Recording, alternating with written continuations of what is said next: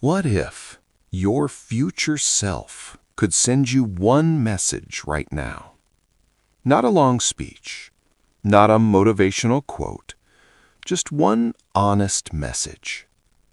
And what if that message was about this exact moment? Yeah, this one. The moment where you're half focused, half distracted, maybe scrolling, maybe thinking about what you should be doing, maybe worrying about something that hasn't even happened yet. Imagine your future self, 10 years older, looking at you right now. What would they say? Let's make this fun. Picture them sitting across from you, slightly older, slightly calmer, maybe better posture, definitely less dramatic. They look at you and say, first of all, relax. You're going to be okay. Not perfect, not billionaire on a yacht okay, but stable, strong, smarter, wiser. Most of the things you're panicking about, you won't even remember them. That embarrassing thing you said? Gone. That rejection? A turning point. That delay? Actually protection. Your future self would probably laugh gently and say, you spend so much time worrying about things that never actually happen. And they're right. Think about the last 5 things you seriously stressed about. How many of them destroyed your life? Exactly. But here's where the message gets serious. Your future self wouldn't just comfort you, they'd warn you too. They'd say, pay attention to this moment.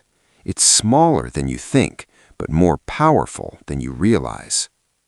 Because your life isn't built in giant dramatic scenes. It's built in normal Tuesdays. It's built in random afternoons. It's built in moments where you decide, do I scroll again, or do I start? Do I react emotionally, or do I pause? Do I speak up, or do I stay silent again? Your future self knows something you don't fully feel yet. Small decisions compound.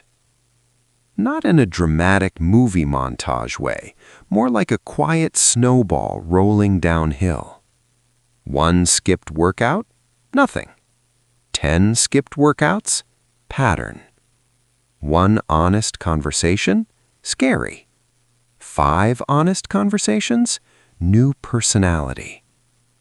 1 time you keep a promise to yourself? Small. 50 times? Identity shift. Your future self would lean forward and say, you keep waiting for motivation. Stop waiting. Just move. They know something about you. You think too much. You replay conversations. You analyze tone. You imagine worst-case scenarios like it's a hobby. But your future self would smile and say, half the things you're overthinking, nobody noticed. Seriously. You think people are analyzing your every move. Meanwhile, they're wondering if their own voice sounded weird. It's a room full of people worried about themselves. And here's the funny part. The version of you in the future, they're not braver because fear disappeared. They're braver because they stopped negotiating with it. They started acting with fear present. They stopped saying, I'll start when I feel confident, and started saying, I'll start and confidence will catch up. That's the difference. Your future self would also say something uncomfortable. Stop being loyal to a version of you that no longer fits. That identity you created at 15 to survive school, you don't need all of it anymore. That coping mechanism that kept you safe, it might now be keeping you small.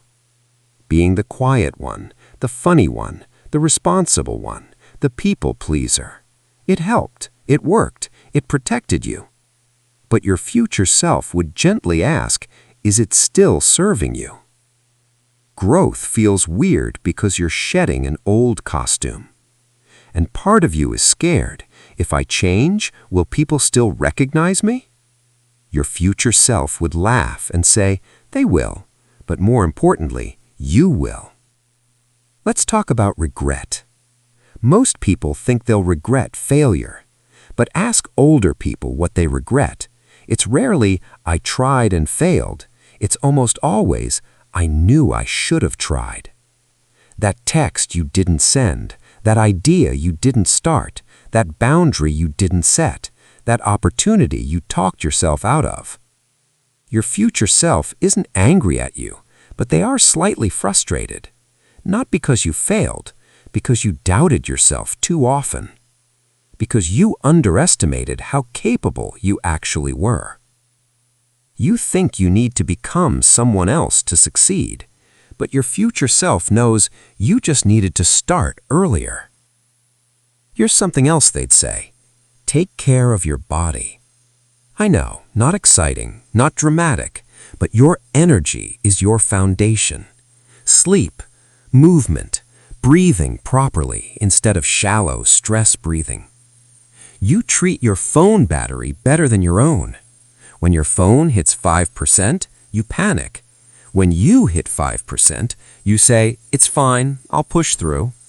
Your future self would shake their head and say rest is not weakness, it's strategy.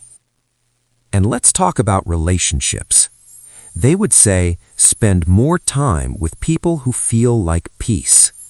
Not people who feel like competition, not people who make you shrink. Pay attention to how you feel after spending time with someone. Energized, calm, inspired, or drained, small, self-doubting. Your future self knows environment shapes identity. You don't magically become confident in a room that constantly questions your worth. And here's a big one. They would tell you to forgive yourself sooner. You are holding on to mistakes like they define you. You think one wrong move is permanent. It's not. Your future self has already moved past it. They look back at you and think, you were so hard on yourself. You thought you were behind, but you were just early in your own timeline. Let me say that again. You were not behind. You were early in your own timeline. Comparison is stealing your focus. You're comparing your chapter 2 to someone's chapter 12. Your future self would say, focus on your page. And now, here's the most important part of the message. They would lean in and quietly say, this moment matters more than you think. Because right now, you're forming habits. Right now, you're shaping identity. Right now, you're either building trust with yourself or breaking it. And self-trust is everything. When you say you'll do something and you do it, even something small, you grow. When you say you'll do something and repeatedly ignore it, you shrink. It's not about productivity. It's about integrity with yourself. Your future self is confident not because life became easy, but because they became reliable. Reliable to themselves. They don't need constant motivation. They don't need constant validation. They move because they said they would. And that's powerful. So here's the question. If your future self walked into this room right now, would they thank you? Or would they say, please take this more seriously?